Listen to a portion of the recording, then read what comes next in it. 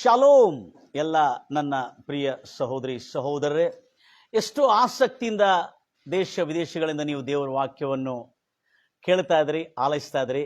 ಖಂಡಿತವಾಗಿ ಇವತ್ತಿನ ಈ ಸಂದೇಶ ನಿಮ್ಮ ಜೀವನದಲ್ಲಿ ಅದ್ಭುತ ಕಾರ್ಯಗಳು ಹಾಗೂ ಮಾರ್ಪಾಟ ಮತ್ತು ಬಿಸ್ನೆಸ್ ಅಲ್ಲಿ ಕೂಡ ಯಶಸ್ವಿ ತರಲಿ ಎಂಬ ನನ್ನ ಹಾರೈಕೆಯಿಂದ ಈ ಒಂದು ಸಂದೇಶ ನಿಮ್ಮ ಹತ್ರ ತಂದಿದ್ದೇನೆ. ಇದೇ ಸಮೀಪದಲ್ಲಿರತಕ್ಕಂಥ ಒಂದು ದೊಡ್ಡ ಜಿಲ್ಲೆಯಲ್ಲಿ ಒಂದು ಚಿಕ್ಕ ಬಾಲಕನು, ಬಹಳ ಚಿಕ್ಕ ಬಾಲಕನು, 2 ವರ್ಷದ ಬಾಲಕನು, ಆತನಿಗೆ ಫಿತ್ಸುಲಾ ಎಂಬುದಾಗಿ ಒಂದು ವ್ಯಾಧಿಯಿಂದ, ಒಂದು ದೇಹದಲ್ಲಿ ಉಂಟಾಗತಕ್ಕಂಥ ಒಂದು ಗುಳ್ಳೆ ಅಂತಲೂ ಹೇಳ್ಬೋದು. ಫಿತ್ಸುಲಾ ಎಂಬುದಾಗಿ, ಅದು ಇಂಗ್ಲಿಷಲ್ಲಿ ಅದು ಟೆಕ್ನಿಕಲ್ ಟರ್ಮ್ ಅದು ಹೇಳ್ತಾರೆ, ಫಿತ್ಸುಲಾ ಎಂಬ ಒಂದು ರೋಗ ಎಂಬುದಾಗಿ. ಅದು 2 ಅಂಗಗಳನ್ನು ಜೋಡಿಸಿಬಿಡ್ತದೆ. 2 ಅಂಗಗಳನ್ನು ಜೋಡಿಸಿಬಿಟ್ಟು ಕೂಡಲೇ ಆ ಅಂಗಗಳು ತೆರಿಬೇಕಾದ್ರೆ ಆ ಅಂಗಗಳಲ್ಲಿ ಅದು ಕಿವ ತುಂಬಿ ಗಂಟಾಗಿ ಒಡೆದು ಸೋರ್ತಾ ಇರ್ತದೆ. ಇದಕ್ಕೆ ಫಿತ್ಸುಲಾ ಎಂಬುದಾಗಿ ರೋಗ ಎಂಬುದಾಗಿ ಹೇಳ್ತಾರೆ. ಇದು ಅನೇಕ ವಿಧವಾದಂಥ ಶರೀರದಲ್ಲಿರ್ತಕ್ಕಂಥ ಆರೋಗ್ಯದ ವೈಫಲ್ಯದಿಂದ ಅಥವಾ ಇರ್ತಕ್ಕಂಥ ಕೆಲವ ಸಮಸ್ಯೆಗಳಿಂದ ಆ ಒಂದು ರೋಗ ಮಕ್ಕಳನ್ನಾಗಲಿ ಹಿರಿಯರನ್ನಾಗಲಿ ದೊಡ್ಡವರನ್ನಾಗಲಿ ಪೀಡಿಸ್ತದೆ. ಅದು ಸಹಜ. ಈ ಫಿತ್ಸುಲಾ ಎಂಬ ರೋಗ ಹೇಗೆ ಒಂದು ಮಗುವನ್ನು ಕಾಡಿತ್ತು, ಆ ಮಗುವಿನ ತಂದೆ ತಾಯಿಗಳ ವೇದನೆ ಹೇಳಲಿಕ್ಕಾಗಲ್ಲ. ಭಯಂಕರವಾದಂಥ ವೇದನೆ. ಆ ಮಕ್ಕಳು ಹೊಂದಿರತಕ್ಕಂಥ ತಂದೆ ತಾಯಿಗಳಿಗಿರ್ತಕ್ಕಂಥ ವೇದನೆ ಅವರ ಕರಳು ಕಿತ್ತು ಬರುವಷ್ಟಕ್ಕೂ ಅವರ ಮನಸ್ಸಿನಲ್ಲಿ ಎಷ್ಟೋ ಈಟೆ ಕತ್ತಿಯಿಂದ ತಿವಿದಷ್ಟು ನೋವು ಆ ತಂದೆ ತಾಯಿಗಳಿಗೆ ಆಗ್ತಿತ್ತು. ನನ್ನ ಪ್ರಿಯ ಸಹೋದರಿ ಸಹೋದರರೇ, ಇವತ್ತು ಹೇಗೆ ಈ ಫಿತ್ಸುಲಾ ಎಂಬ ರೋಗದಿಂದ ಈ ಮಗು ಅಲ್ಲಾಡ್ತಾ ಇತ್ತು, ದಯಮಾಡಿ ಕೇಳಿಸ್ಕೊಳ್ತೀರಿ. ಪ್ರಾರ್ಥಿಸೋಣ. ನಮ್ಮನ್ನು ಅತ್ಯಧಿಕವಾಗಿ ಪ್ರೀತಿ ಮಾಡೋ ಪರಲೋಕದಲ್ಲಿರುವಂಥ ನಮ್ಮ ತಂದೆ, ಒಳ್ಳೆ ದೇವರೇ, ಒಳ್ಳೆ ವರಗಳಿಂದ ನಮ್ಮನ್ನು ತುಂಬಿಸಿದ ಕರ್ತನೆ, ಇವತ್ತು ನನ್ನನ್ನು ಕೇಳ್ತಿರ್ತಕ್ಕಂಥ ಎಲ್ಲ ನನ್ನ ಪ್ರಿಯ ಸಹೋದರಿ ಸಹೋದರಿಗೆ, ಆಶಾಭಂಗಪಟ್ಟು ನಿರಾಶ್ರಿತರಾಗಿದ್ದವರಿಗೆ ಆಶಾ ಕಿರಣವನ್ನು ಉದಯಿಸತಕ್ಕಂಥ ಸಂದೇಶವಾಗಿರಲಿ. ಅವರಿಗೆ, ಅವರನ್ನು ಇನ್ನು ಕೈ ಬಿಡಲ್ಪಟ್ಟಿದ್ದವರಿಗೆ, ಈಗೋ ಕರ್ತನೆ ನಿನ್ನ ದಯಾಹಸ್ತವು ಅವರಿಗೆ ಎತ್ತಿ ಉನ್ನತ ಸ್ಥಿತಿಗೆ ತರಲಿ ಎಂಬುದಾಗಿ ಹಾರೈಸ್ತಾ ಇದ್ದೇವೆ ಕರ್ತನೆ. ಅನೇಕ ತಂದೆ ತಾಯಿಗಳು ತನ್ನ ಮಕ್ಕಳ ವಿಷಯದಲ್ಲಿ, ತನ್ನ ಕೂಸಿನ ವಿಷಯದಲ್ಲಿ, ದೊಡ್ಡಾಗಿರುವಾಗ ಮಕ್ಕಳ ವಿಷಯದಲ್ಲಿ ಮಕ್ಕಳು ಪತನವಾಗ್ತಿರೋದು, ಕೆಟ್ಟ ಚಟಕ್ಕೆ ದಾಸರಾಗ್ತಿರೋದು, ಇವೆಲ್ಲದರಿಂದ ಅನಾರೋಗ್ಯದಿಂದ ಬಳಲ್ತಿರೋದನ್ನು ನೋಡಿ ತಂದೆ ತಾಯಿಗಳ ವೇದನೆ, ರೋದನೆ, ಅವರ ಪ್ರಲಾಪ ಹೇಳಲಾಗದು ಕರ್ತನೆ. ಅಂಥವರಿಗೆ ಇವತ್ತು ರಾಜ ಒಂದು ಒಳ್ಳೆ ಸುದ್ದಿ, ಅಂಥವರಿಗೆ ಒಂದು ಒಳ್ಳೆ ಗುಡ್ ನ್ಯೂಸ್ ಕರ್ತನೆ ಇವತ್ತು ನೀನು ನಮಗೆ ಕೊಡು ರಾಜ. ನಿನ್ನ ಪವಿತ್ರಾತ್ಮದ ಮೂಲಕವಾಗಿ, ಈ ಸತ್ಯ ಘಟನೆ ಮೂಲಕವಾಗಿ ರಾಜ ಅಂಥವರಿಗೆ ಇವತ್ತು ಆಶಾ ಕಿರಣವನ್ನು ಉದಯಿಸಲಿ. ಅವರ ಜೀವನದಲ್ಲಿ ಉಪಶಮನ ಉಂಟಾಗಲಿ, ಬಿಡುಗಡೆ ಉಂಟಾಗಲಿ. ಅಂಥವರಿಗೆ ಕರ್ತನೆ ಇವತ್ತು ರಕ್ಷಣೆಯ ವಾರ್ತೆ, ಸ್ವಸ್ಥತೆಯ ವಾರ್ತೆ, ಅವರ ದುಃಖ ದಿನಗಳು ಸಮಾಪ್ತವಾದವು ಎಂಬ ವಾರ್ತೆ ಕರ್ತನೆ ಅವರಿಗೆ ಇವತ್ತು ತಲುಪಲಿ ಎಂಬುದಾಗಿ ಹಾರೈಸುತ್ತಾ ಯೇಸು ಕ್ರಿಸ್ತ ನಾಮದಲ್ಲಿ ಪ್ರಾರ್ಥಿಸಿ ಬೇಡಿ ಹೊಂದಿದ್ದೀನಿ ತಂದೆ, ಆಮೇನ್. ನನ್ನ ಎಲ್ಲ ಪ್ರಿಯ ಸಹೋದರಿ ಸಹೋದರಿ, ಎಷ್ಟು ಆಸಕ್ತಿಯಿಂದ ನೀವು ದೇವರ ವಾಕ್ಯವನ್ನು ಕೇಳ್ತಾ ಇದ್ರಿ. ಇದನ್ನು ಬಹಳ ಜಾಗ್ರತೆಯಿಂದ ನೀವು ಕೇಳಿಸ್ಕೊಳ್ತಾರೆ. ಬಹಳ ಸಂತೋಷವಾಗ್ತೀನಿ, ನೀವು ಎಷ್ಟು ಜಾಗ್ರತೆಯಿಂದ ಕೇಳ್ತಾ ಇದ್ರಿ. ಆದರೆ ಈ ಒಂದು ತಾಯಿ ತಂದೆಗಳು ಮಗು ಹೆತ್ತಿ 2 ವರ್ಷ ಆಯಿತು, ಮಗು ಹೇರಿ 2 ವರ್ಷ ಆಯಿತು. 2 ವರ್ಷ ಆದಮೇಲೆ ಮಗು ಮಲ ವಿಸರ್ಜನೆ ಮಾಡುವ ಕಡೆ, ಅಂದರೆ ಮೋಷನ್, ಅಂದರೆ ಟಾಯ್ಲೆಟ್ ಹೋಗುವುದರಲ್ಲಿ ಅವರಿಗೆ ಮಲ ವಿಸರ್ಜನೆ ಮಾಡುವ ಆ ಒಂದು ಸ್ಥಳದಲ್ಲಿ ನೇರವಾಗಿ ಒಂದು ದೊಡ್ಡ ಗುಳ್ಳೆ ಏರ್ಪಟ್ಟಿತು. ಆ ದೊಡ್ಡ ಗುಳ್ಳೆ ಉಂಟಾಗಿ ಆ ಮಲ ವಿಸರ್ಜನೆಗಾಗಿ ಕೂಡ ಅವರು ಆ ಒಂದು ಮೋಷನ್ ಕ್ಲಿಯರ್ ಹೋಗ್ಲಿಕ್ಕೆ ಶೌಚಾಲಯಕ್ಕೆ ಹೋಗುವಾಗ ಆ ಮಗು ಬಹಳ ಅಲ್ಲಾಡ್ತಿತ್ತು. ಅಲ್ಲಿ ಒಂದು ದೊಡ್ಡ ಗುಳ್ಳೆಯಾಗಿ ಎದ್ದಿ ಆ ಗುಳ್ಳೆ ವಾರವೆಲ್ಲ ಗುಳ್ಳೆ ಕಿಮದಿಂದ ತುಂಬಿ, ಪಸ್ಸಿಂದ ತುಂಬಿ ಅದು ಒಡೆದು ಮತ್ತು ಒಂದು ವಾರವೆಲ್ಲ ಸೋರ್ತದೆ, ತದನಂತರ ಒಂದು ವಾರವೆಲ್ಲ ರಕ್ತ ಸೋರ್ತದೆ. ಇಂಥ ಒಂದು ಪಿತ್ಸುಲಾ ಎಂಬ ರೋಗದಿಂದ ಒಂದು ಮಗು ಬಳಲ್ತಾ ಇತ್ತು. ಒಂದು 2 ವರ್ಷದ ಕೂಸು ಆ ವೇದನೆ, ಆ ನೋವಿನಿಂದ ಬಾಧೆ ಪಡ್ತಾ ಇತ್ತು. ಆ ತಂದೆ ತಾಯಿಗಳ ವೇದನೆ, ರೋದನೆ, ಆ ತಂದೆ ತಾಯಿಗಳಿಗಿರುವ ಪ್ರಲಾಪ ಹೇಳಲಾಗದು. ಯಾರಿಗೆ ಮಕ್ಕಳಿದ್ದು ಆ ಮಕ್ಕಳಿಂದ ಒಂದೇ ಮಗು ಇದೆ, ಆ ಮಗುವಿಂದ ಅಲ್ಲಾಡ್ತಾ ಇದೆ. ಅಂತ ಒಂದು ಪರಿಸ್ಥಿತಿಯಲ್ಲಿರ್ತಕ್ಕಂಥ ಆ ತಂದೆ ತಾಯಿಗಳ ಗತಿ ಹೇಗಿತ್ತೆಂಬುದಾಗಿ ನೋಡಿದ್ರೆ ಬಹಳ ಕಳಕಳಿಯಾಗಿದೆ. ಇವತ್ತು ಅಂತ ತಂದೆ ತಾಯಿಗಳಿಗೆ ಒಂದು ಒಳ್ಳೆ ವಾರ್ತೆ. For you the good news from the lord Jesus Christ. ಎಲ್ಲ ನನ್ನ ಪ್ರಿಯ ಸಹೋದರಿ ಸಹೋದರೇ, ಈ ಒಂದು ಕುಟುಂಬದವರು ಇಲ್ಲೇ ಸಮೀಪದಲ್ಲಿರ್ತಕ್ಕಂಥ ಒಂದು ಜಿಲ್ಲೆಯಲ್ಲಿ ಇರ್ತಕ್ಕಂಥವ್ರು, ನಮ್ಮ ಪಟ್ಟಣಕ್ಕೆ ಸಮೀಪದಲ್ಲಿರ್ತಕ್ಕಂಥವ್ರು.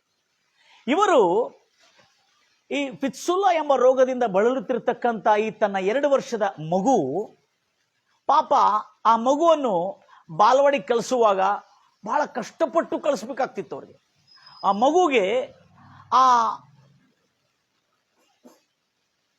ಶೌಚಾಲಯಕ್ಕೆ ಹೋಗುವಂತ ಆ ಸ್ಥಳದಲ್ಲಿ ಎದ್ದಿರ್ತಕ್ಕಂಥ ಗುಳ್ಳಿ ಒಡೆದು ಸೋರ್ತಾ ಇದ್ದುಕೊಂಡು ಬಹಳ ವೇದನೆ ಪಡ್ತಾ ಇತ್ತು.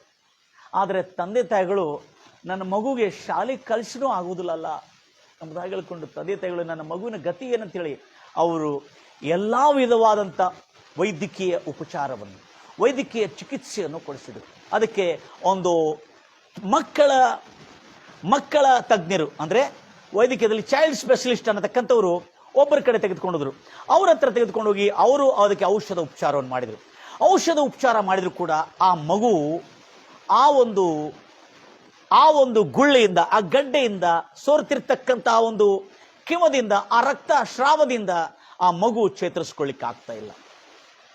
ಆದರೂ ಆ ಮಗು ಬರ್ತಾ 1 ವರ್ಷ ಆಯ್ತು. 1 ವರ್ಷ ಕಾಲನು 1 ವಾರಕ್ಕೆ ಆ ಗಡ್ಡೆ ದೊಡ್ಡದಾಗ್ತದೆ, ಅದು ಒಡೆದು ಸೋರ್ತದೆ. ಮತ್ತೊಂದು ವಾರ ಆದ ಮೇಲೆ ಕೊನೆಗೆ ರಕ್ತ ಸೋರ್ತಾ ಆ ಮಗು ಅದೇ ರಕ್ತ ಸೋರುವಿಕೆಯಿಂದ ಶಾಲೆಗೆ ಹೋಗುವಂತ ಪರಿಸ್ಥಿತಿಗೆ ಬಂತು. ಆ ಸಮಯದಲ್ಲಿ ಈ ತಾಯಿ ತನ್ನ ದುಃಖ ಅಳಲನ್ನು ತೋಡಿಕೊಂಡಿದ್ದಾಳೆ. ನನ್ನ ಮಗುವನ್ನು ಶಾಲೆಗೆ ಕಳಿಸ್ಬೇಕಾದ್ರೂ ಆ ಮಗುವಿಗೆ ತನ್ನ ನಿಕ್ಕರಲ್ಲಿ, ತನ್ನ ಪ್ಯಾಂಟಲ್ಲಿ ಆ ಪ್ಯಾಡನ್ನು ಹಾಕಿ ಕಳಿಸ್ಬೇಕು. ನನ್ನ ಮಗುವಿನ ಅವಮಾನ, ಇಷ್ಟು ದುಃಖ ಆಗ್ತಿದೆ. ನಾನು ಆ ಮಗುಗೆ ಶಾಲೆಗೆ ಕಳಿಸ್ಲಿಕ್ಕೆ ಆಗ್ತಾ ಇಲ್ಲಲ್ಲ, ಓದಿಸ್ಲಿಕ್ಕೆ ಆಗ್ತಾ ಇಲ್ಲಲ್ಲ, ನನ್ನ ಮಗುಗೆ ಎಷ್ಟು ವೈದ್ಯಕೀಯ ಚಿಕಿತ್ಸೆ ಕೊಟ್ಟರೆ ಗುಣ ಆಗ್ತಾ ಇಲ್ಲಲ್ಲ ಅಂತ ಹೇಳ್ಕೊಂಡು ಬಹಳ ದುಃಖ ಯಾತನೆಯಿಂದ ಆ ಮಗುವನ್ನು ಶಾಲೆಗೆ ತಲುಪಿಸ್ತಾ ಇದ್ವಿ.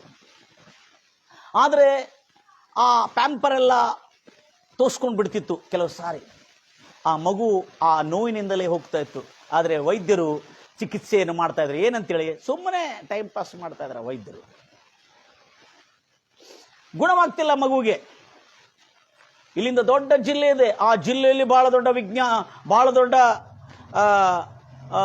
ಮಕ್ಕಳ ತಜ್ಞರಿದ್ದಾರೆ ಎಂಬುದಾಗಿ ಹೇಳ್ಕೊಳ್ತಾರೆ. ಆದರೆ ಆ ತಜ್ಞನಿಗೂ ಈ ಒಂದು ರೋಗದಿಂದ ಮಗುಗೆ ರಿಲೀಫ್ ಕೊಡ್ಲಿಕ್ಕೆ ಆಗ್ತಾ ಇಲ್ಲ ಆಗಿತ್ತು.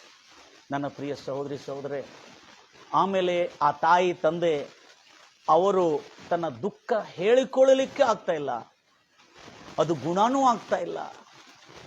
ಅವರ ನೋವು ಸಂಕಟ ಹೇಳಲು ಆಗೋದು.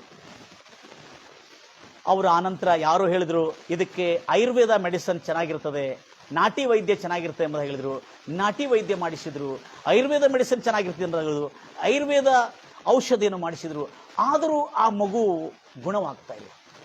ಆ ಒಂದು ಫಿತ್ಸುಲ್ಲಾ ಎಂಬ ಆ ಗಡ್ಡೆ ಎಲ್ಲಿ ಅವರು ಶೌಚಾಲಯ ಹೋಗ್ತಾರಲ್ಲ ಆ ಸಮಯದಲ್ಲಿ ಆ ಗಡ್ಡೆ ಪ್ರತಿ ವಾರದಲ್ಲಿ ಒಂದು ಸಾರಿ ಕಿವ ತುಂಬುತ್ತದೆ, ಅದು ಒಡಿತದೆ, ಒಂದು ವಾರವೆಲ್ಲ ಸೋರ್ತದೆ, ಮತ್ತು ಮುಕ್ಕಿದ ವಾರವೆಲ್ಲ ರಕ್ತ ಸೋರಿ ಆ ಮಗು ಆ ರೋಗದಿಂದ ಬಳಲುತ್ತಾನೆ ಇತ್ತು. ಆದರೆ ಆ ತಾಯಿ, ಅಯ್ಯೋ ನನ್ನ ಮಗ ಇಷ್ಟು ಸಣ್ಣಿದ್ದಾಗಲೇ ಇಷ್ಟು ಕಷ್ಟವನ್ನು ಅನುಭವಿಸ್ತಾ ಇದ್ದಾನೆ, ಏನಪ್ಪ ನಮ್ಮ ಕುಟುಂಬದಲ್ಲಿ ಇಂಥ ಒಂದು ಅನಿಷ್ಟ ಬಂದ್ಬಿಟ್ಟಿದೆಯಲ್ಲ ಅಂತೇಳಿ ಆ ತಾಯಿ ಕಣ್ಣೀರು, ಆ ತಾಯಿ ಅಳಲು, ಯಾರೂ ಆ ತಾಯಿ ಅಳಲನ್ನು ಕಣ್ಣೀರನ್ನು ಒರೆಸ್ಲಿಕ್ಕಾಗಿಲ್ಲ. ಯಾರೋ ಆ ತಾಯಿಗೆ ಒಂದು ದಿವಸ ಹೇಳಿದರು, ಇಷ್ಟೆಲ್ಲ ವೈದ್ಯಕೀಯ 4 ವರ್ಷದ ಮಗು, 2 ವರ್ಷದ ಮಗು, ಸುಮಾರು 4 ವರ್ಷ ಕಾಲವರೆಗೂ, ಸುಮಾರು 4 ವರ್ಷ ಸುದೀರ್ಘವಾದಂಥ ಕಾಲವರೆಗೂ ಈ ಫಿತ್ಸುಲ್ಲಾ ಎಂಬ ರೋಗದಿಂದ ಆ ಮಗು ಬಹುಭಯಂಕರವಾಗಿ ಬಳಲಿತ್ತು. Praise lord Jesus. ಗಂಭೀರವಾಗಿ ಹೇಳ್ತೀನಿ ನನ್ನ ಪ್ರಿಯ ಸಹೋದರಿ ಸಹೋದರೇ, ಬಳಲುತ್ತಾ ಬಳಲುತ್ತಾ ಬಳಲುತ್ತಾ ಬಂದ ಕೂಡಲೇ ಆ ತಾಯಿಯ ಪ್ರತಿದಿನ ಅಳ್ತಾ ಇದ್ಲಂತೆ. ಡಾಕ್ಟರ್ಗಳು ಪತ್ತೆ ಹೇಳಿದ್ರಂತೆ. ಪತ್ತೆ ಅಂದ್ರೆ ಏನು? ನಿಮ್ಮ ಮಗುವನ್ನು ಹೊರಗಿನ ತಿಂಡಿ ಯಾವುದನ್ನು ಕೊಡಬೇಡ್ರಿ, ಯಾಕಂದ್ರೆ ಹೊರಗಿನ ತಿಂಡಿ ತಿನ್ನೋದ್ರಿಂದ ಇದ್ರಲ್ಲಿ ಆಗ್ತದೆ ಅಂದಾಗ ಪಾಪ ಮಗು ಶಾಲೆಗೆ ಹೋಗಿ ಬರ್ತಾರೋಗ ಚಾಕ್ಲೇಟು, ತಿಂಡಿ ಮತ್ತು ಬ್ರೆಡ್ಡು, ಕೇಕು, ಈ ಬಿಸ್ಕೆಟ್ಟು ಇವೆಲ್ಲ ಮಗು ಕೇಳ್ತಾ ಇದ್ದಾರೆ. ಮಗ ಬೇಡ ಮಗ, ನಿನಗೆ ಆರಾಮಿಲ್ಲ, ನೀನು ಆರಾಮಾದ್ಮೇಲೆ ನಿನಗೆ ಎಲ್ಲ ಕೊಡಿಸ್ತೀವಿ ಎಂಬುದಾಗಿ ಹೇಳ್ತಿರು. ಆ ಮಗು ಏನು ಚಾಕ್ಲೇಟ್ ಬಿಸ್ಕೆಟ್ ಇಲ್ಲದೆ ಆ ಮನೆ ತಿಂಡಿಯನ್ನು ತೆಗೆದುಕೊಂಡು ಹೋಗಿ ಶಾಲೆಗೆ ಹೋಗಿ ಬರ್ತಾರೋಗ ಅಲ್ಲಿರ್ತಂದ ಶಾಲೆ ಮಕ್ಕಳು ಬಿಸ್ಕೆಟ್ ತಿಂತಾ ಇರುವಾಗ ಆ ಮಗು ಅಯ್ಯೋ ಮಮ್ಮಿ ನಂಗೆ ಬಿಸ್ಕೆಟ್ ತಿಂತಾ ಇದ್ದಾರೆ ನಮ್ಮ ಫ್ರೆಂಡ್ಸ್ ಎಲ್ಲ, ನನಗೆ ಬಿಸ್ಕೆಟ್ ಕೊಡು ಅಂತ ಹೇಳಿರುವಾಗ ಇಲ್ಲ ಮಗ ನೀನು ಗುಣ ಆಗು, ನೀನು ಗುಣ ಆಗಿದ್ಮೇಲೆ ಕೊಡ್ತೀನಿ ಎಂಬುದಾಗಿ ಆ ಮಗುವಿನ ಆ ಅಳಲನ್ನು ಆ ಮಮ್ಮಿ ನನಗೆ ಬಿಸ್ಕೆಟ್ ತಿನ್ಬೇಕು ಮಮ್ಮಿ ಅಂತ ಹೇಳಿರುವಾಗ ಅವ್ರ ಕಡೆ ದುಡ್ಡಿದೆ, ಐಶ್ವರ್ಯ ಇದೆ, ಆದರೆ ಆ ಮಗುಗೆ ಬಿಸ್ಕೆಟ್ ತಿನ್ನಿಸಲು ಕೂಡ ಆಗ್ತಾ ಇಲ್ಲ ಎಂಬುದಾಗಿ ಆ ತಾಯಿ ಪ್ರತಿದಿನ ಮರೆಯಾಗಿ ಆ ಮಗುವಿನ ಮುಂದೆಲ್ಲ ತಂದೆ ತಾಯಿಗಳ ಮುಂದೆಲ್ಲ ಮರೆಯಾಗಿ ಕಣ್ಣೀರಿಡ್ತಿದ್ಲಂತೆ. Praise the lord Jesus, hallelujah. ಎಷ್ಟೋ ಜನರು ತಂದೆ ತಾಯಿಗಳು ಹೀಗೆ ಕಣ್ಣೀರಿಡುವಂಥವ್ರು ಇದಾಗಿದೆ ತನ್ನ ಮಕ್ಕಳಿಗಾಗಿ, ಆದರೆ ಮಕ್ಕಳಿಗೆ ಅದರ ಬಗ್ಗೆ ಪ್ರಜ್ಞೆ ಇರುವುದಿಲ್ಲ. ಆದರೆ ತಾಯಿ ತಂದೆಗಳ ಕಣ್ಣೀರು ಆ ತಾಯಿ ತಂದೆಗಳಿಗೆ, ಹೆತ್ತ ತಂದೆ ತಾಯಿ ತಂದೆಗಳಿಗೆ ಗೊತ್ತಿರ್ತದೆ. Praise the lord Jesus. ಆಗ ಏನಾಯ್ತು, ಒಂದು ದಿವಸ ಯಾರೋ ಅವ್ರು ಹೇಳಿದ್ರು, ಇಲ್ಲಿ ಒಂದು ಕ್ರೈಸ್ತ ಕೂಟಗಳು ನಡೀತಾ ಇದೆ ಈ ದೊಡ್ಡ ಮೈದಾನದಲ್ಲಿ, ಒಂದು ಪಟ್ಟಣದಲ್ಲಿ. ಸುಮಾರು ಇದು 2012ರಲ್ಲಿ ನಡೆದಿರ್ತಕ್ಕಂಥ ಘಟನೆ. ಇದು ಎಂತ ಘಟನೆ? 2012ರಲ್ಲಿ ನಡೆದ. ಈ 2012ರಲ್ಲಿ ಇವರು ಬಾಳಲುತ್ತಾ ಅದು ದಿಗುಲು ಚಿಂತೆ ಇದ್ರು. ಆಗ 2015ನೇ ಇಸ್ವಿಯಲ್ಲಿ ಆ ಒಂದು ಪಟ್ಟಣಕ್ಕೆ, ದೊಡ್ಡ ಪಟ್ಟಣಕ್ಕೆ, ನಮ್ಮ ಕರ್ನಾಟಕ ರಾಜ್ಯದ ಒಂದು ದೊಡ್ಡ ಪಟ್ಟಣಕ್ಕೆ ಈ ಕ್ರೈಸ್ತ ಸೇವಕನು, ಸುವಾರ್ತಿಕನು ಆ ಪಟ್ಟಣಕ್ಕೆ ಸುವಾರ್ತೆ ಸಾರೋದಕ್ಕಾಗಿ ಸ್ವಸ್ಥತೆ ಕೂಟಗಳನ್ನು ಏರ್ಪಾಟ್ ಮಾಡಿರುವಾಗ ಆ ಸ್ವಸ್ಥತೆ ಕೂಟಗಳಲ್ಲಿ ನಿಮ್ಮ ಮಗನು ಖಂಡಿತವಾಗಿ ಗುಣವಾಗ್ತಾನಮ್ಮ, ನೀವು ಆ ಸ್ವಸ್ಥತೆ ಕೂಟಕ್ಕೆ ತೆಗೆದುಕೊಂಡು ಹೋಗ್ರಿ ಎಂಬುದಾಗಿ ಹೇಳಿದ್ರು. ದಯಮಾಡಿ ಕೇಳಿಸ್ಕೊಳ್ತೀರಿ. ಈ ಸ್ವಸ್ಥತೆ ಕೂಟಗಳಿಗೆ ಅಂದ್ರೆ ಈ ಕ್ರೈಸ್ತ ಒಂದು ದೊಡ್ಡ ಪ್ರಾರ್ಥನಾ ಕೂಟಕ್ಕೆ, ಮೈದಾನದಲ್ಲಿ ನಡೆದ ಪ್ರಾರ್ಥನಾ ಕೂಟಕ್ಕೆ ಈ ಮಗುವನ್ನು ತಾಯಿ ತಂದೆಗಳು ತೆಗೆದುಕೊಂಡು ಹೋಗಿದ ನಂತರ ಅಲ್ಲಿ ಆ ಸ್ವಸ್ಥತೆ ಕೂಟದಲ್ಲಿ ನಡೀತಿರ್ತಕ್ಕಂಥ ಆ ಒಂದು ವಿಜೃಂಭಣೆಯಿಂದ ನಡೀತಕ್ಕಂಥ ಕೂಟ ಭರ್ಜರಿಯಾಗಿ ನಡೀತಾ ಇದೆ. ಅನೇಕ ಸುಮಾರು 2.5 ಲಕ್ಷಕ್ಕಿಂತ 3 ಲಕ್ಷ ಜನರು ಆ ಒಂದು ಕೂಟಕ್ಕೆ ಸುಮಾರು ಜನ ಕೂಡು ಬಂದರು. ಅಂತ ಒಂದು ಕೂಟದಲ್ಲಿ ಆ ಒಂದು ಯೇಸು ಕ್ರಿಸ್ತನ ಸುವಾರ್ತಿಕನು ಅಲ್ಲಿ ಸುವಾರ್ತೆ ಸಾರಿ ಅಲ್ಲೇ ಪ್ರಾರ್ಥನೆ ಮಾಡುವಾಗ ಅನೇಕ ಜನರು ಗುಣಮುಖರಾಗಿದ್ದನ್ನು ಆ ವೇದಿಕೆ ಮೇಲೆ, ಆ ಸುವಾರ್ತಿಕನು ಯಾವ ವೇದಿಕೆ ಮೇಲೆ ಬಂದು ಸುವಾರ್ತೆ ಸಾರಿದ್ರಲ್ಲ ಆ ವೇದಿಕೆ ಮೇಲೆ ಬಂದು ಸಾಕ್ಷಿ ಹೇಳ್ತಾ ಇದ್ರು. ಎಲ್ಲರೂ ಲಕ್ಷ್ಯ ಕೊಟ್ಟು ಕೇಳ್ತೀರಿ, ಏನ್ ಹೇಳ್ತಾ ಇದ್ರು? ಆ ವೇದಿಕೆ ಮೇಲೆ ಬಂದು ತಮಗೆ ದೇವರು ಮಾಡಿರುವ ಉಪಕಾರ, ತಮಗೆ ದೇವರು ಕೊಟ್ಟಿರ್ತಕ್ಕಂಥ ಸ್ವಸ್ಥತೆ, ತಮಗೆ ದೇವರು ನೀಡಿರತಕ್ಕಂಥ ಆ ಒಂದು ಆರೋಗ್ಯದ ಕುರಿತು ಅವರು ಸಾಕ್ಷಿ ಹೇಳ್ತಾ ಇದ್ರು. ಹಲ್ಲೆಲೂಯಾ. ಈ ಸಾಕ್ಷಿ ನೋಡ್ರಿ, ದೇವರು ಮಾಡಿರತಕ್ಕಂಥ ಉಪಕಾರ ಅವರು ಆ ವೇದಿಕೆ ಮೇಲೆ ಸಾಕ್ಷಿ ಹೇಳ್ತಾ ಇದ್ರು. ಏನಂತ ಹೇಳ್ಕೊಂಡು, ಈಗೋ ನಾವು ಈ ಯೇಸು ಕ್ರಿಸ್ತನ ಕಡೆ ಪ್ರಾರ್ಥನೆ ಮಾಡೋದಕ್ಕಾಗಿ ನಾವು ಈ ಸೇವಕನ ಹತ್ರ ಬೇಡಿಕೊಂಡಿದ್ದೇವೆ. ಈ ಸೇವಕರು ಮತ್ತು ಈ ಕ್ರೈಸ್ತವರು ಎದ್ದುಕೊಂಡು ಎಲ್ಲರೂ ನಮ್ಮ ಕುಟುಂಬಕ್ಕಾಗಿ ನಮಗಾಗಿ ಪ್ರಾರ್ಥನೆ ಮಾಡಿದ್ದಾರೆ. ಯಾರು? ಈತನು ಅದೇ ಒಂದು ಊರಿನ, ಬೇರೆ ಒಂದು ಸಿಂಧನೂರಿನಿಂದ ಯಾವುದೋ ಒಂದು ಊರಿಂದ ಬಂದಿರ್ತಾನೆ. ಅದು ಆತನ ಆ ವೇದಿಕೆ ಮೇಲೆ ಎದ್ದುಕೊಂಡು, ಆ ವೇದಿಕೆ ಮೇಲೆ ನಿಂತ್ಕೊಂಡು ಸಾಕ್ಷಿ ಹೇಳ್ತಾನೆ. ಏನು ಸಾಕ್ಷಿ ಹೇಳ್ತಾನೆ? ಈಗೋ ಈ ಸೇವಕರು ಯೇಸು ಕ್ರಿಸ್ತ ನಾಮದಲ್ಲಿ ನಮಗಾಗಿ ಪ್ರಾರ್ಥನೆ ಮಾಡಿದ್ದಾರೆ. ಪ್ರಾರ್ಥನೆ ಮಾಡಿರುವುದರಿಂದ ನಮ್ಮ ಕುಟುಂಬದಲ್ಲಿರುವ ಎಲ್ಲಾ ಸಂಕಟಗಳು ದೂರವಾಯಿತು. ನನ್ನ ಮಗನಿಗೆ ಅನಾರೋಗ್ಯದಿಂದ ಸ್ವಸ್ಥವಾಯಿತು. ಅವ್ರು ಹೇಳಿಲ್ಲ ಯಾವ ರೋಗ ಅಂತ ಹೇಳಿ, ಆದರೆ ಸ್ವಸ್ಥವಾಯಿತು, ಹೇಳಲಾಗದು ಆ ರೋಗ. ಅಂಥ ರೋಗದಿಂದ ನನ್ನ ಮಗನು ಸ್ವಸ್ಥವಾದನು. ಆಮೇಲೆ ನಮ್ಮ ಕುಟುಂಬದಲ್ಲಿರುವ ಎಲ್ಲ ಅನಿಷ್ಟವು, ದರಿದ್ರವು, ಅಶಾಂತಿಯು ಹೊರಟೋಯ್ತು. ಈಗ ನಮಗೆ ಆ ಯಜಮಾನರು ಹೇಳ್ತಾರೆ, ನಮಗೆ ಗೌರ್ಮೆಂಟ್ ಉದ್ಯೋಗ ಸಿಕ್ಕಿದೆ. ಈಗ ಗೌರ್ಮೆಂಟ್ ಉದ್ಯೋಗದಿಂದ ದೇವರು ನಮ್ಮನ್ನು ಆಶೀರ್ವದಿಸಿದ್ದಾನೆ, ಅದರ ನಿಮಿತ್ತ ಗೌರ್ಮೆಂಟ್ ಉದ್ಯೋಗ ನಮಗೆ ಸಿಕ್ಕಿದೆ ಎಂಬುದಾಗಿ ಹೇಳಿಕೊಂಡು ಅವರು ಸಾಕ್ಷಿ ಹೇಳಿದರು. ಇವತ್ತುವರೆಗೆ ನಾವು ಸ್ವಂತ ಮನೆಯನ್ನು ತೆಗೆದುಕೊಂಡಿದ್ದೇವೆ, ನಮ್ಮ ಮಗನು ಚೆನ್ನಾಗಿದ್ದಾನೆ ಮತ್ತು ನಮ್ಮ ಕುಟುಂಬ ಸುಕ್ಷೇಮವಾಗಿದೆ. ಯಾಕೆಂದ್ರೆ ಯೇಸು ಕ್ರಿಸ್ತನ ಕೃಪೆ ಕರುಣೆಯಿಂದ ಈ ಸೇವಕರು, ಈ ವೇದಿಕೆ ಮೇಲಿರುವ ಸೇವಕರು ನಮಗಾಗಿ ಪ್ರಾರ್ಥನೆ ಮಾಡಿದರು. ಆ ಯೇಸು ನಮ್ಮನ್ನು ಕರುಣಿಸಿ ನಮ್ಮ ಕುಟುಂಬವು ಅದ್ಭುತವಾದಂಥ ಜೀವನ ಜೀವಿಸ್ತಾ ಇದೆ. ನಮಗೆ ಸ್ವಂತ ಮನೆ ಇದೆ, ನಾವು ಆನಂದವಾಗಿದ್ದೇವೆ. ಗೌರ್ಮೆಂಟ್ ಉದ್ಯೋಗ ದೇವರು ನಮಗೆ ಅನುಗ್ರಹಿಸಿದ್ದಾನೆ, ಯೇಸು ನಮಗೆ ಅನುಗ್ರಹಿಸಿದ್ದಾನೆ. ಕಾರಣ ಏನಂದರೆ ಆ ಯೇಸುವಿನ ಕರುಣೆ ಕೃಪೆ ಮೂಲಕವಾಗಿ ನಮಗಾಗಿ ಮಾಡಿರುವ ಪ್ರಾರ್ಥನೆಯಿಂದ ಆ ದೇವರು ನಮಗೆ ಕೊಟ್ಟಿದ್ದಾರೆ ಎಂಬುದಾಗಿ ಇವರು ವೇದಿಕೆ ಮೇಲೆ ಸಾಕ್ಷಿ ಹೇಳಿದರು. ಯಾರು? ಬೇರೆಯವರು ಸಾಕ್ಷಿ ಹೇಳಿರುವಾಗ ಈ ಫಿತ್ಸುಲ್ಲಾ ಎಂಬ ರೋಗದಿಂದ ಬಳಲುತ್ತಿರ್ತಕ್ಕಂಥ ಈ ತಾಯಿ ತಂದೆಗಳು, ಪ್ರೈಸ್ ಲಾರ್ಡ್ ಜೀಸಸ್,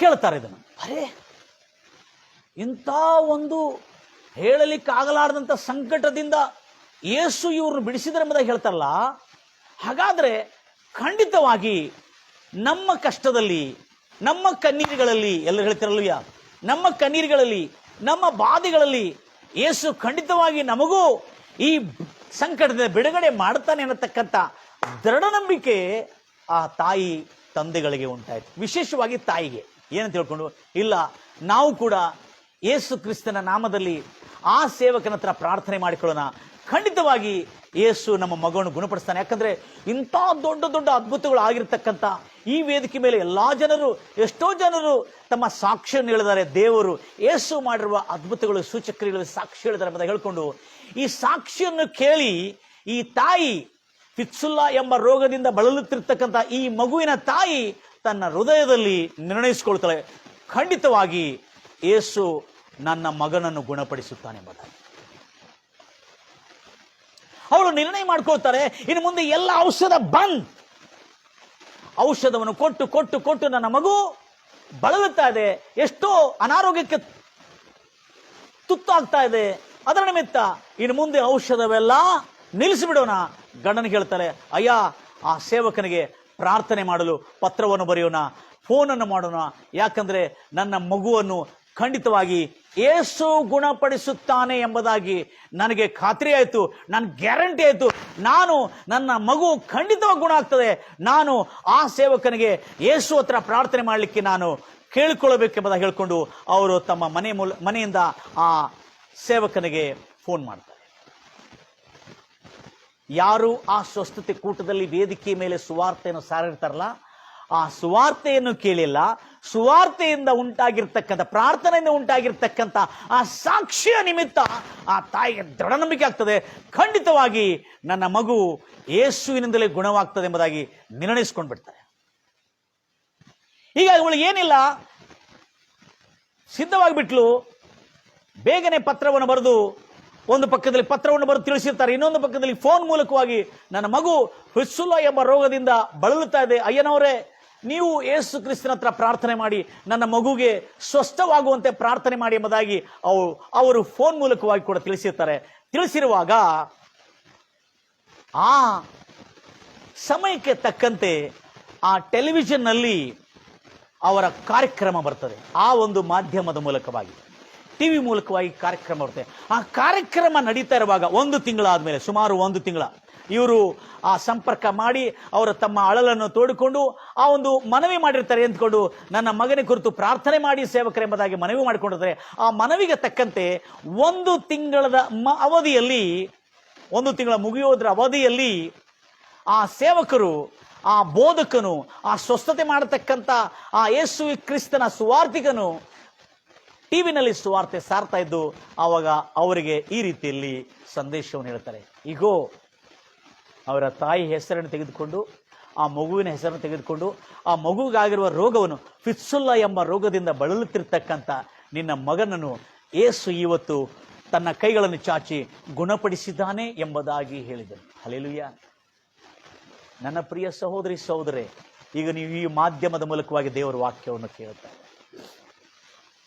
ಆದರೆ ಅಲ್ಲಿ ಆದರೆ ಆ ಮಗುವಿನ ಹೆಸರನ್ನು ತೆಗೆದುಕೊಂಡು, ನಿಮ್ಮ ಮಗು ಫಿತ್ಸುಲ್ಲಾ ಎಂಬ ರೋಗದಿಂದ ಬಳಲುತ್ತಾ ಇದೆ, ಈಗೋ ನಿನ್ನ ಮಗು ಗುಣವಾಗಿದೆ, ನಿನ್ನ ದುಃಖ ದಿನ ಸಮಾಪ್ತವಾಗಿದೆ ಎಂಬುದಾಗಿ ಹೇಳಿಕೊಂಡು ಅವರು ಪ್ರಾರ್ಥನೆ ಮಾಡಿದರು. ಪ್ರಾರ್ಥನೆ ಮಾಡಿರುವಾಗ ಯೇಸು ಕ್ರಿಸ್ತನ ದಿವ್ಯ ಹಸ್ತವು, ಯೇಸು ಕ್ರಿಸ್ತನ ಆ ಬಲವಾದ ಹಸ್ತವು ಇಳಿದು ಆ ಮಗು ಅದೇ ಕ್ಷಣದಲ್ಲಿ ಆ ಮಗುಗೆ ಸೋರ್ತಿರ್ತಕ್ಕಂಥ ಆ ಕಿವ ಮತ್ತು ರಕ್ತ ಸೋರ್ತಿರ್ತಕ್ಕಂಥ ಫಿತ್ಸುಲ್ಲಾ ಎಂಬ ರೋಗದಿಂದ ಆವಾಗಲೇ ಆ ರಕ್ತ ಸೋರುವಿಕೆ, ಆ ಕಿವ ಸೋರುವಿಕೆ ನಿಂತು ಹೋಗಿದ್ಕೊಳ್ಳಿ. ಆ ತಾಯಿ ದೇವರಿಗೆ ಕೋಟಿ ಕೋಟಿ ನಮನಗಳನ್ನು ಸಲ್ಲಿಸ್ತಾ, ಎಸಯ್ಯ ನೀನು ಎಂಥ ಸತ್ಯ ದೇವರು, ಎಂಥ ನಿತ್ಯ ದೇವರು.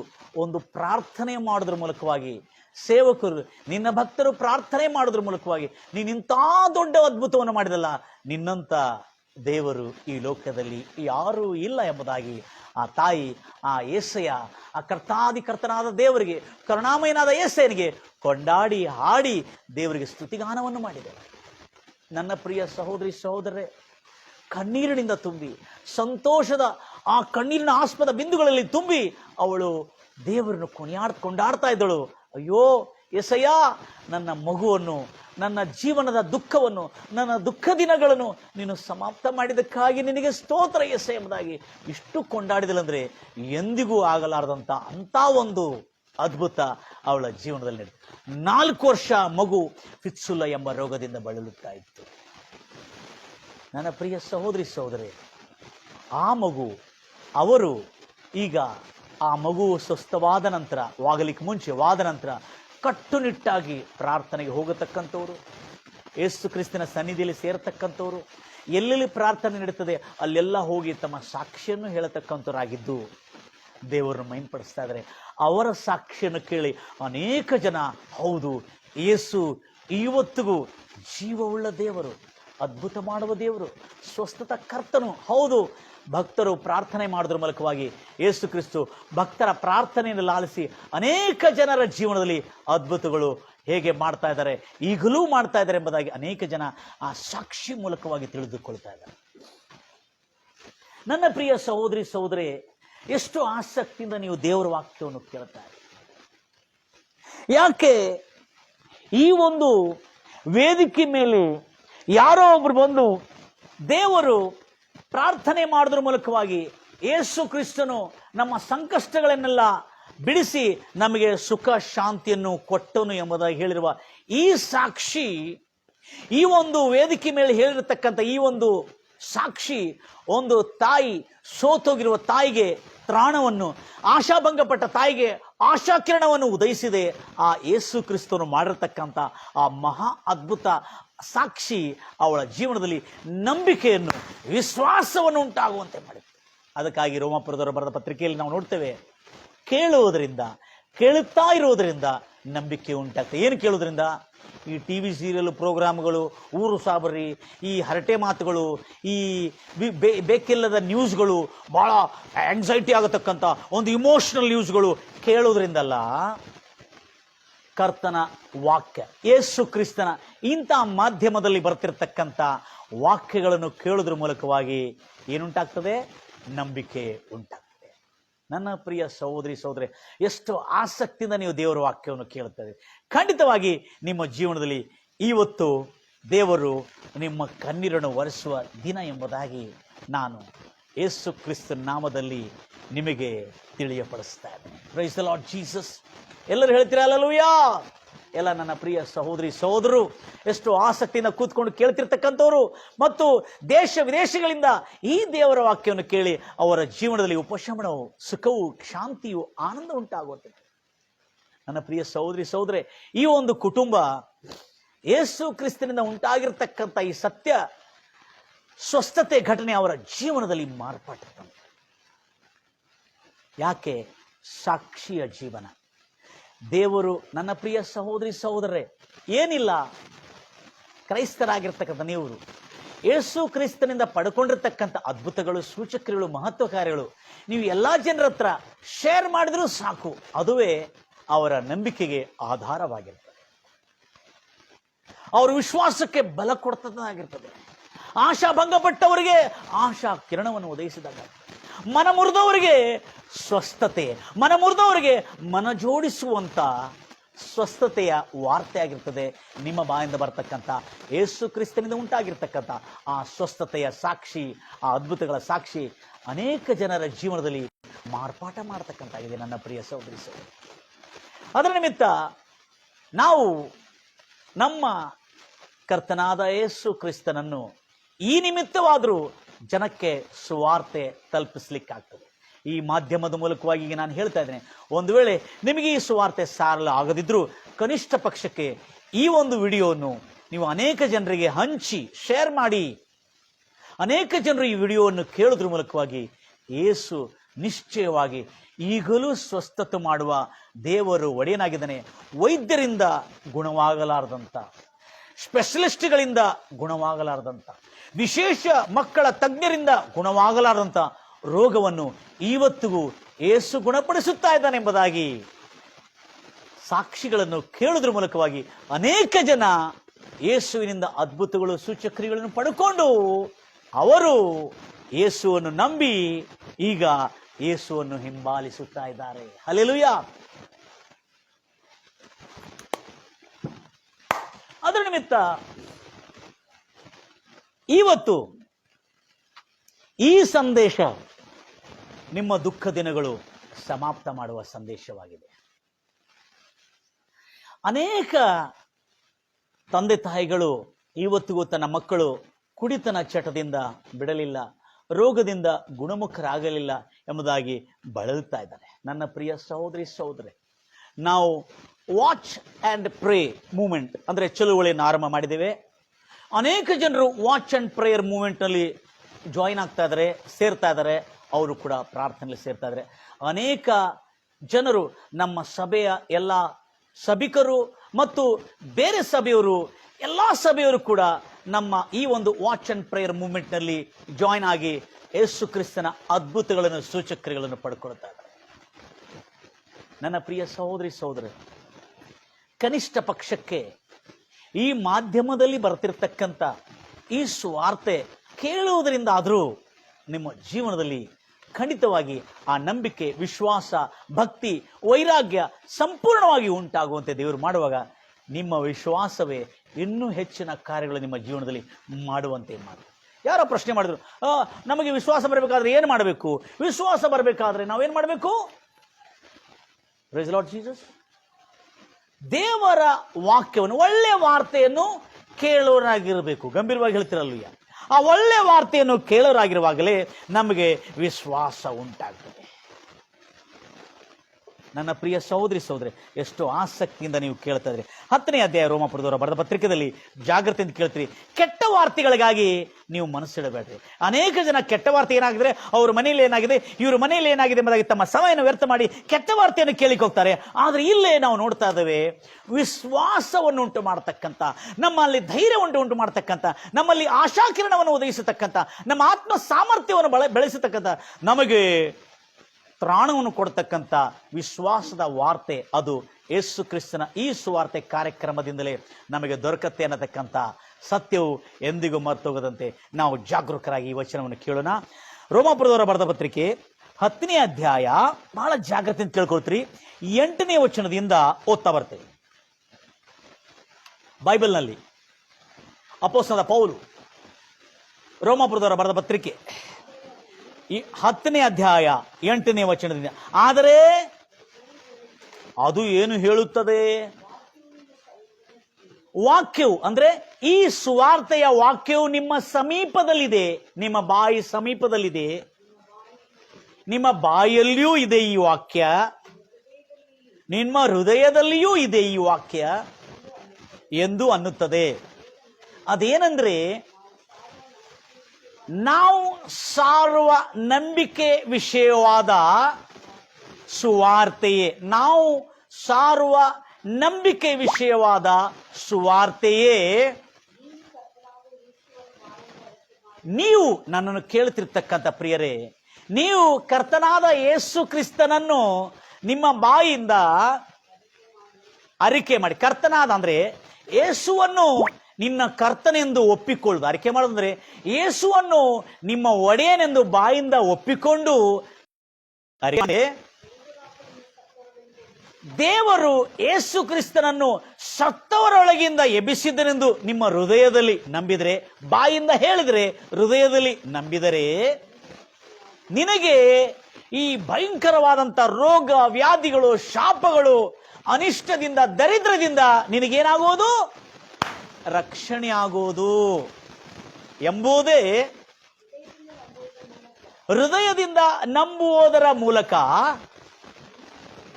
ನೋಡ್ರಿ, ಹೃದಯದಿಂದ ಈ ಯೇಸು ಕ್ರಿಸ್ತನ ವಾರ್ತೆಯನ್ನು ನಂಬುವುದರ ಮೂಲಕ ನೀವು ನೀತಿವಂತರಾಗಿ ಎನಿಸಲ್ಪಡ್ತೀರಿ, ನಿಮ್ಮ ಪಾಪದಿಂದ ಮುಕ್ತರಾಗುತ್ತೀರಿ.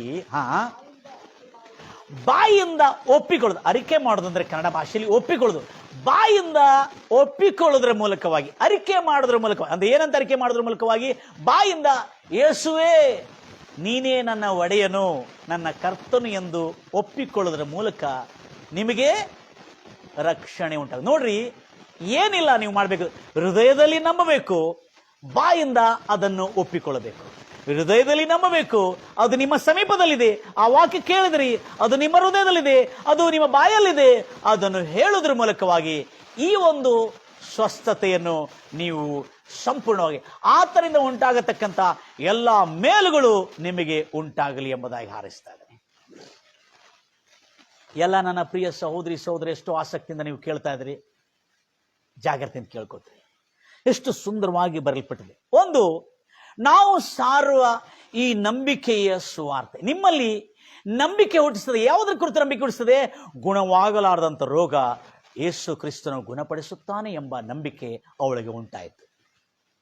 ವೈದ್ಯರು ಸುಮಾರು 4 ವರ್ಷ ಕಾಲಕ್ಷೇಪಣೆ ಮಾಡಿ ಆ ಮಗುಗೆ ವಿಧ ವಿಧವಾದಂಥ ಔಷಧಗಳಿಂದ ಆ ಮಗುವಿಗೆ ಕೊಟ್ಟು ಆ ವೈದ್ಯರ ಕೊಟ್ಟಿರುವ ಆ ಮಗುವಿಗೆ ಆ ವೈದ್ಯರ ಔಷಧಗಳಿಂದಲೇ ಅನೇಕ ರೀತಿಯಾದಂಥ ತೊಂದರೆ ಉಂಟಾದರೂ ಕೂಡ ಆ ತಾಯಿ ತಂದೆಗಳು ಎಷ್ಟೋ ಆಸೆ ನಿರೀಕ್ಷೆಯನ್ನು ಇಟ್ಕೊಂಡು ಮಾಡಿದರು. ಆದರೆ ಇವತ್ತು ಈ ಸಂದೇಶ, ಈ ನಂಬಿಕೆಯನ್ನುಂಟು ಮಾಡತಕ್ಕಂಥ, ಈ ವಿಶ್ವಾಸವನ್ನುಂಟು ಮಾಡತಕ್ಕಂಥ, ನಿನ್ನಲ್ಲಿ ನಂಬಿಕೆ ಸ್ಥಿರಗೊಳಿಸತಕ್ಕಂಥ, ಬಲಗೊಳಿಸತಕ್ಕಂಥ ಈ ವಾರ್ತೆಯನ್ನು ನೀನು ಕೇಳಿರಾದ್ರೆ ಇವತ್ತು ನಿನ್ನ ಹೃದಯದಲ್ಲಿ, ಹೌದು ಏಸಯ್ಯ ಗುಣವಾಗಲಾರದಂಥ ರೋಗಗಳನ್ನು ಗುಣಪಡಿಸುವ ಸರ್ವಶಕ್ತನು ಎಂದು ನಾವು ಈಗ ಕೇಳಿದ್ದೇವೆ. ಹೌದು, ನಾನು ನಂಬುತ್ತೇನೆ ಎಂಬುದಾಗಿ ಇವತ್ತು ನೀವು ನಂಬಿ ಬಾಯಿಂದ ಹೇಳುವುದಾದ್ರೆ, ಹೌದು ಏಸಯ್ಯ ನೀನು ನನ್ನ ಒಡೆಯನೆಂಬುದಾಗಿ ನಾನು ಅರಿಕೆ ಮಾಡ್ತೇನೆ. ಒಂದು ಕಾರ್ಯವನ್ನು ಕೇಳ್ತೀರಿ, ಇಲ್ಲಿ ವಾಕ್ಯದಲ್ಲಿ ಏನಿದೆ ಅದನ್ನೇ ನಾವು ಗಮನಿಸಬೇಕು. ಅದನ್ನು ಬಿಟ್ಟು ಬೇರೆ ಯಾವುದಾದ್ರೆ ಅದರೊಳಗೆ ಸೇರಿಸಿದ್ರೆ ಸ್ವಲ್ಪ ಕಷ್ಟ ಆಗ್ತದೆ. ಯೇಸುವನ್ನು ನಾವು ಕೆಲವು ಜನರು, ನಾವು ಮೊದಲು ಪೂರ್ವದಲ್ಲಿ ಯೇಸುವನ್ನು ನೀವು ದೇವರೆಂದು ನಂಬಬೇಕು, ದೇವರೆಂದು ನಂಬಬೇಕು. Hello, price the lord Jesus, hallelujah. ಸತ್ಯ. ಆದರೆ ಒಂದು ಸತ್ಯವನ್ನು ತಿಳಿಸಬೇಕು ನಾನು ನಿಮಗೆ. ಇಲ್ಲಿ ಬೈಬಲಲ್ಲಿ ಆ ಮಾತು ಬರೆಯಲ್ಪಟ್ಟಿಲ್ಲ, ಯೇಸುವನ್ನು ದೇವರೆಂದು ನಂಬಬೇಕೆಂಬುದಾಗಿ. ಯಾಕಂದ್ರೆ ನೀನು ನಂಬದಿರು ಯೇಸುವನ್ನು ದೇವರೇ ಅಂತೇಳಿ. ಆತನು ದೇವರೇ ಎಂಬುದು ಸತ್ಯ. ಆದರೆ ಆ ದೇವರೆಂದು ನಂಬದಿರು, ಆತನ ದೇವರೆಂಬುದು ಸತ್ಯ. ಆದರೆ ಆ ಯೇಸುವನ್ನು ನಿನ್ನ ಒಡೆಯನಾಗಿ ನಿನ್ನ ಬಾಯಿಂದ ಒಪ್ಪಿಕೊಂಡು ಸ್ವೀಕರಿಸಿದೆಯಾ?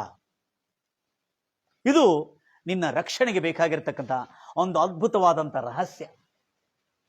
ಅನೇಕ ಜನ ಯೇಸುವನ್ನು ನೀವು ದೇವರೆಂದು ನಂಬಬೇಕು, ದೇವರೆಂದು ಅಪ್ಪಿಕೊಳ್ಬೇಕು. ಅಲ್ಲ, ಕರ್ತನ ಎಂಬ ಪದಕ್ಕೆ ನಮ್ಮ ಕನ್ನಡಿಗರು ಅಪಾರ್ಥ ಮಾಡಿಕೊಂಡಿದ್ದಾರೆ. ಎಲ್ಲ ಕನ್ನಡಿಗರು ದಯಮಾಡಿ ಸ್ವಲ್ಪ ನಾನು ಗಮನಿಸ್ತೀರಿ. ಇಂಗ್ಲಿಷ್ ಭಾಷೆಯಲ್ಲಿ ಕರ್ತನು ಅಂದ್ರೆ ಲಾರ್ಡ್, LORD, ಲಾರ್ಡ್. ಲಾರ್ಡ್ ಅಂದ್ರೆ ನಮ್ಮ ಕನ್ನಡ ಭಾಷೆಯಲ್ಲಿ ಯಜಮಾನನು ಅಥವಾ ಒಡೆಯನು, ಅಂದ್ರೆ ಒಂದು ಭೂಮಿಗೆ ಒಡೆಯನು ಅಥವಾ ಒಂದು ರಾಜ್ಯಕ್ಕೆ ಒಡೆಯನು. ಅಂದ್ರೆ ಒಂದು ರಾಜ್ಯದ ಒಡೆಯನು ಯಾರು ಅಂತ ಹೇಳ್ತಾರೆ? ಒಡೆಯರೇ ಅಂತ ಹೇಳ್ತಾರೆ. ಯಾರಿಗೆ ಹೇಳ್ತಾರೆ ಒಡೆಯರೇ ಅಂತೇಳಿ? ಆ ರಾಜ್ಯದಲ್ಲಿರುವ ಅರಸನನ್ನು ಒಡೆಯರೇ ಅಂತೇಳಿ ಕರೀತಾರೆ. ಅಂದ್ರೆ ಆ ರಾಜ್ಯದ ಅರಸನು ನಮ್ಮನ್ನು ಪರಿಪಾಲಿಸ್ತಾ ಇದ್ದಾನೆ, ನಮ್ಮನ್ನು ಪ್ರೋಕ್ಷಿಸ್ತಾ ಇದ್ದಾನೆ, ನಮಗೆ ಬೇಕಾಗಿರೋ ಎಲ್ಲ ಅಗತ್ಯಗಳನ್ನು ಪೂರೈಸ್ತಾ ಇದ್ದಾನೆ.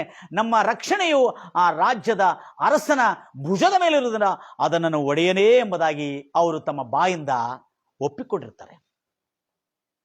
ಅದಕ್ಕಾಗಿ ಯೇಸುವನ್ನು ನೀವು ದೇವರೆಂದು ನಂಬು ಎಂಬುದಾಗಿ ನಾನು ಹೇಳುವುದಿಲ್ಲ. ಯಾಕಂದ್ರೆ ನೀವು ನಂಬದೇ ಇರಿ, ಆತನು ದೇವರೇ. ಆದರೆ ಇವತ್ತು ಯೇಸುವನ್ನು ನಿನ್ನ ಒಡೆಯನೆಂಬುದಾಗಿ ನಿನ್ನ ಒಪ್ಪಿಕೊಳ್ಳುತ್ತೀಯ? ನನ್ನ ಸಂದೇಶ ಏನಂದ್ರೆ, ಯೇಸುವನ್ನು ನಾವು ಸಾರ್ತಿರ್ತಕ್ಕಂಥ ಈ ಸುವಾರ್ತೆ, ನಂಬಿಕೆಯನ್ನು ದೃಢಪಡಿಸ್ತಕ್ಕ, ನಂಬಿಕೆಯನ್ನು ಬಲಪಡಿಸ್ತಕ್ಕಂಥ ಈ ಸುವಾರ್ತೆ ನಿಮ್ಮ ಕೇಳುವಾಗ ನಿಮ್ಮ ಹೃದಯದಲ್ಲಿ ನಂಬಿಕೆ ಉಂಟಾಯಿತು. ಆ ನಂಬಿಕೆಯಿಂದ ನಿಮ್ಮ ಬಾಯಲ್ಲಿ ಯೇಸುವೇ ನನ್ನ ಒಡೆಯನೋ ಎಂದು ನೀವು ಒಪ್ಪಿಕೊಳ್ಳೋದಾದ್ರೆ ನಿಮಗೆ ರಕ್ಷಣೆ ಉಂಟಾಗುವುದು. ಎದರಿಂದ ರಕ್ಷಣೆ?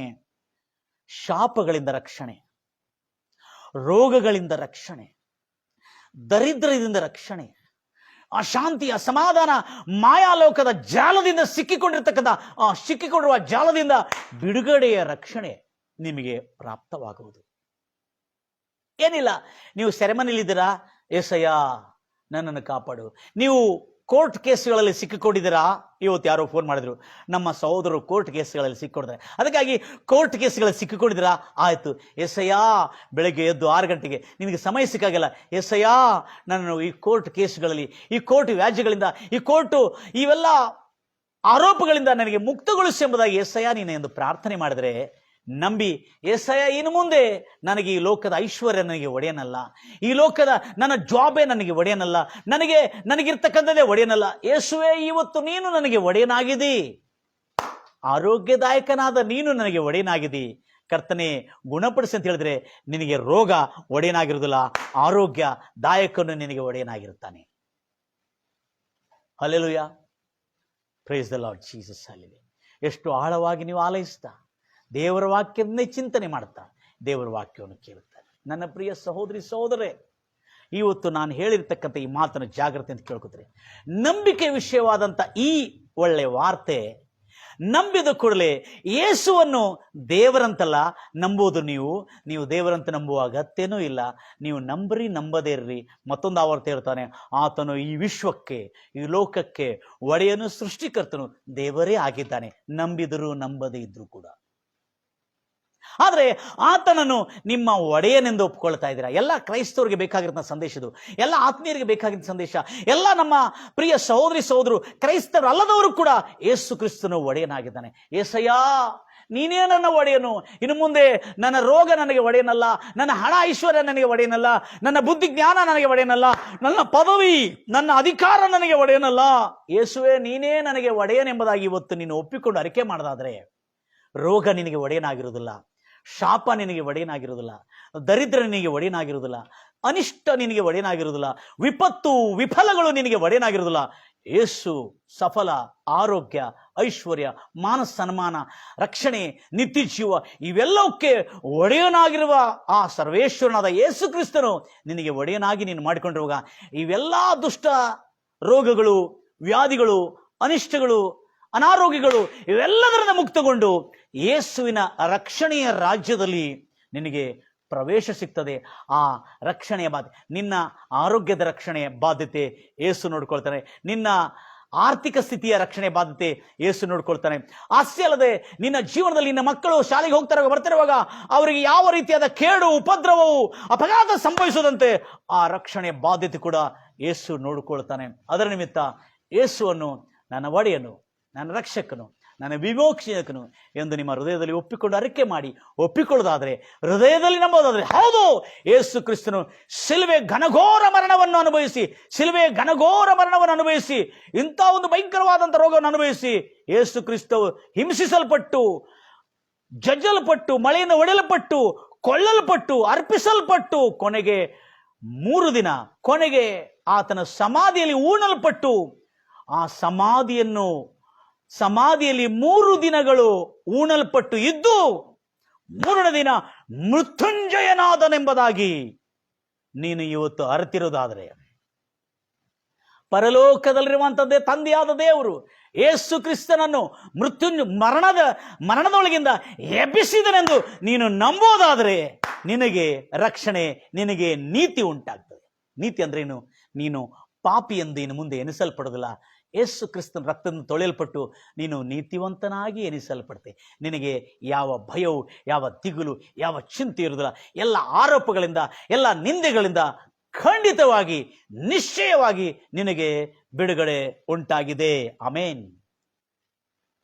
ಎಲ್ಲ ನನ್ನ ಪ್ರಿಯ ಸಹೋದರಿ ಸಹೋದರಿ ಎಷ್ಟು ಆಸಕ್ತಿಯಿಂದ ಕೇಳ್ತಾ ಇದ್ದಾರೆ. ಏನಿಲ್ಲ, ಈ ಮಾತುಗಳನ್ನು ಈಗ ಸಾರತಕ್ಕಂಥ ಈ ಸಂದೇಶ, ಯೇಸು ಕರ್ತನಾದ ಯೇಸು ಕ್ರಿಸ್ತನಿಗೆ ಅಸಾಧ್ಯವಾದದ್ದು ಈ ಲೋಕದಲ್ಲಿ ಯಾವುದೂ ಇಲ್ಲ. Praise lord Jesus. ಗಂಭೀರವಾಗಿ ಹೇಳ್ತೀರ ನನ್ನ ಪ್ರಿಯ ಸಹೋದರಿ ಸಹೋದರೇ. ಎಲ್ಲ ಎಷ್ಟು ಆಸಕ್ತಿಯಿಂದ ದೇವರ ವಾಕ್ಯವನ್ನು ಕೇಳ್ತಾ ಇದ್ದೀವಿ. ಆಮೇಲೆ ಇಲ್ಲಿ ನಾವು ನೋಡಿದ್ದೇವೆ ಎಷ್ಟು ಅದ್ಭುತವಾದಂಥ ಸಂದೇಶ. ಹೃದಯದಲ್ಲಿ ನಂಬುವುದರ ಮೂಲಕವಾಗಿ ಯೇಸು ನನ್ನ ಒಡೆಯನು, ನಮ್ಮ ಪಾಪದಿಂದ ಬಿಡುಗಡೆ ಮಾಡಿದನು, ಶಿಲುವೆ ಮೇಲೆ ಮರಣಿಸಿ ನಮ್ಮ ಶಾಪಗಳು, ನಮ್ಮ ದಂಡನೆಯನ್ನು, ನಮ್ಮ ಮೇಲಿರುವ ದೋಷಾರೋಪಣೆಯನ್ನು ತಾನು ಹೊತ್ತುಕೊಂಡು ಇದ್ದಾನೆ ಎಂಬುದಾಗಿ ಹೃದಯದಲ್ಲಿ ನಂಬುವುದರ ಮೂಲಕವಾಗಿ ಆತನ ನೀತಿ ನಮಗೆ ದೊರಕುತ್ತದೆ. ನಮ್ಮ ಮೇಲಿರುವ ಎಲ್ಲ ಪಾಪ, ಶಾಪ, ರೋಗ, ಆರೋಪ, ನಿಂದೆ, ದೋಷಾರೋಪಣೆ ಎಲ್ಲ ಆತನ ಮೇಲೆ ಹೊರಿಸಲ್ಪಟ್ಟಿದೆ. ಅದರ ನಿಮಿತ್ತ ನಾವು ನೀತಿವಂತರಾಗಿ ಎನಿಸಲ್ಪಟ್ಟಿದ್ದೇವೆ. ಹೃದಯದಲ್ಲಿ ನಂಬುವುದರ ಮೂಲಕವಾಗಿ ನಿಮಗೆ ನೀತಿ ಉಂಟಾಗುತ್ತದೆ. ಅಂದ್ರೆ ನೀವು ನೀತಿವಂತರಾಗಿ ಎನಿಸಲ್ಪಡುತ್ತೀರಿ. ಬಾಯಿಂದ ಯೇಸುವನ್ನು ಒಡೆಯನೇ ಎಂದು ಒಪ್ಪಿಕೊಳ್ಳುವುದರ ಮೂಲಕವಾಗಿ ನಮಗೆ ರಕ್ಷಣೆ, ಶಾಪದಿಂದ ರಕ್ಷಣೆ, ರೋಗವ್ಯಾಧಿಗಳಿಂದ ರಕ್ಷಣೆ. ಈ ಲೋಕದಲ್ಲಿ ಸಂಕಟಗಳು, ನೋವುಗಳು, ವೇದನೆಗಳು, ವ್ಯಸನಗಳು, ಅಶಾಂತಿಯನ್ನು ಉಂಟು ಮಾಡತಕ್ಕಂಥ ಇವೆಲ್ಲದರಿಂದ ರಕ್ಷಣೆಯನ್ನು ಯೇಸು ಕ್ರಿಸ್ತನು ನಮಗೆ ಅನುಗ್ರಹಿಸುತ್ತಾನೆ. ನನ್ನ ಪ್ರಿಯ ಸಹೋದರಿ ಸಹೋದರೇ, ಇವತ್ತು ಕೇಳಿರತಕ್ಕಂಥ ಈ ಗುಣವಾಗಲಾರದಂಥ ಫಿತ್ಸುಲ್ಲಾ ಎಂಬ ರೋಗದಿಂದ ಈ ಮಗು ಗುಣವಾಗಿ ಆ ಕುಟುಂಬದವರೆಲ್ಲ ಯೇಸು ಕ್ರಿಸ್ತನನ್ನು ನಂಬಿ ಯೇಸುವನ್ನು ಹಿಂಬಾಲಿಸ್ತಾ ಅವರ ಜೀವನದಲ್ಲಿ ಇನ್ನೊಂದು ಮಾತು ಹೇಳಬೇಕು. ಈಗ ಅದೇ ಮಗು ಸುಮಾರು 6 ವರ್ಷ ಕಾಲವರೆಗೆ ಈ ಶಾವ, ಈ ಒಂದು ಫಿತ್ಸುಲ್ಲಾ ಎಂಬ ಗುಳ್ಳೆ ಒಡೆದು ಸೋರ್ತಿರ್ತಕ್ಕಂಥ ಈ ರೋಗದಿಂದ ಬಳಲ್ತಿರ್ತದ ಈ ಮಗು ಈಗ ಏನ್ ಮಾಡ್ತಾ ಇದೆ ಅಂದ್ರೆ ಸ್ಪೋರ್ಟ್ಸ್ನಲ್ಲಿ ನಂಬರ್ 1, ಎಲ್ಲ ಪಂದ್ಯಾಟಗಳಲ್ಲಿ ನಂಬರ್ 1, ಎಲ್ಲ ಪೋಟಿಗಳಲ್ಲಿ ನಂಬರ್ 1. ಅಷ್ಟೇ ಅಲ್ಲದೆ ಓದು ಬರೆಯೋದ್ರಲ್ಲಿ ಕೂಡ ಆ ಮಗು ಹೆಚ್ಚಿನ ಅಂಕಗಳು ತೆಗೆದುಕೊಂಡು ಪಾಸ್ ಆಗುತ್ತಾ ತಂದೆ ತಾಯಿಗಳಿಗೆ ಕೀರ್ತಿ ತರತಕ್ಕಂಥ ಮಗುವಾಗಿ ದೇವರು ಆ ಮಗುವನ್ನು ಮಾರ್ಪಡಿಸಿದರು. ನನ್ನ ಪ್ರಿಯ ಸಹೋದರಿ ಸಹೋದರಿ, ಇವತ್ತು ಯಾರ್ಯಾರು యేసయ్య ನೀನು ದೇವರು ಎಂಬುದಾಗಿ ಎಲ್ಲರಿಗೂ ಗೊತ್ತಿದೆ, ಆದರೆ ಯಾರು యేసయ్ಯನನ್ನು ತನ್ನ ಒಡೆಯನಾಗಿ ಮಾಡಿಕೊಂಡಿದ್ದಾರೆ ಅವರಿಗೆ ರಕ್ಷಣೆ, ಶಾಪದಿಂದ, ವ್ಯಾಧಿಗಳಿಂದ, ರೋಗಗಳಿಂದ, ವೇದನೆಗಳಿಂದ, ವ್ಯಸನಗಳಿಂದ ರಕ್ಷಣೆ ಕೊಟ್ಟಿದೆ యేసయ్య. ಇವತ್ತು ಯಾರ್ಯಾರು ನನ್ನ ಜೊತೆಯಲ್ಲಿ ಅರಿಕೆ ಮಾಡ್ತಿರೋ, యేసయ్య ಇಂದಿನಿಂದ ನನಗೂ ರಕ್ಷಣೆ ಬೇಕು ರಾಜ, ಎಷ್ಟು ಜನ ನನ್ನೊಟ್ಟಿಗೆ ಅರಿಕೆ ಮಾಡ್ತಾರೆ? ಎಷ್ಟು ಜನ ನನ್ನೊಟ್ಟಿಗೆ ಒಪ್ಪಿಕೊಳ್ಳುತ್ತಾರೆ? యేసయ్య ಇವತ್ತು ನನಗೂ ರಕ್ಷಣೆ ಬೇಕು ರಾಜ, ನನ್ನ ಮಕ್ಕಳಿಗೂ ರಕ್ಷಣೆ ಬೇಕು ರಾಜ, ಪಾಪದಿಂದ, ಶಾಪದಿಂದ, ರೋಗಗಳಿಂದ, ವ್ಯಾಧಿಗಳಿಂದ, ಅನಿಷ್ಟಗಳಿಂದ ನನ್ನ ಮಕ್ಕಳಿಗೂ ರಕ್ಷಣೆ ಬೇಕು ದೇವರೇ ಎಂಬುದಾಗಿ ಎಷ್ಟು ಜನ ಇಷ್ಟಪಡ್ತೀರಿ? ಎಷ್ಟು ಜನಗೆ ಹೌದು ನಮಗೂ ರಕ್ಷಣೆ ಬೇಕಂದವರು ಈ ಒಂದು ಡಿಜಿಟಲ್ ಮಾಧ್ಯಮದ ಮೂಲಕವಾಗಿ,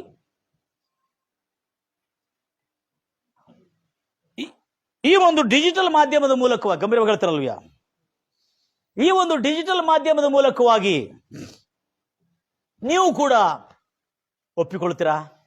ಇವತ್ತೇ ನಿಮ್ಮ ದುಃಖ ದಿನಗಳು ಸಮಾಪ್ತವಾದವು ಎಂಬುದಾಗಿ. Praise lord Jesus. ನನ್ನ ಎಲ್ಲ ಪ್ರಿಯ ಸಹೋದರಿ ಸಹೋದರ, ಖಂಡಿತವಾಗಿ ನನ್ನ ಜೊತೆಯಲ್ಲಿ ಇವತ್ತು ಪ್ರಾರ್ಥನೆಯಲ್ಲಿ ಏಕೀಭವಿಸುವುದಾದರೆ ದೇವರು ನಿಮ್ಮ ಜೀವನದಲ್ಲಿ ಸುಖ ತರಲಿ ಎಂಬುದಾಗಿ ನಾನು ಹಾರೈಸ್ತಾ ಇದ್ದೇನೆ.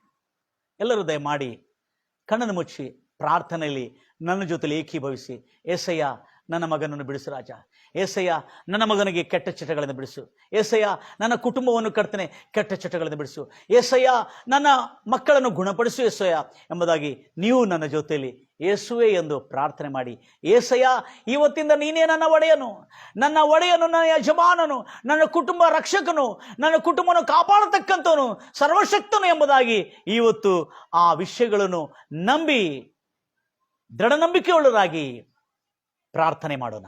ನಮ್ಮನ್ನು ಅತ್ಯಧಿಕವಾಗಿ ಪ್ರೀತಿ ಮಾಡೋ ಪರಲೋಕದಲ್ಲಿರುವಂಥ ನಮ್ಮ ತಂದೆ, ನಿನಗೆ ಸ್ತೋತ್ರ ಉಂಟಾಗಲಿ ಕರ್ತನೆ.